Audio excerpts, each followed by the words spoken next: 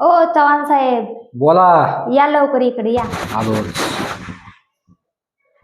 बोला, काय म्हणताय? असे कोणते फळ आहे हम्म. जे बाजारात विकले जात नाही? सांगा याचं उत्तर.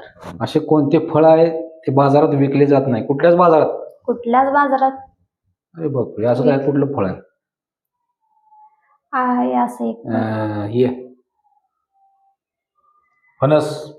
हो का? माणसे विकत घेतात, विकतात. पण इथं इकडं आपल्याकडे जास्त मिळत नाही ना. तसं काय नाही, मिळतं सगळीकडे भेटतं. नाही.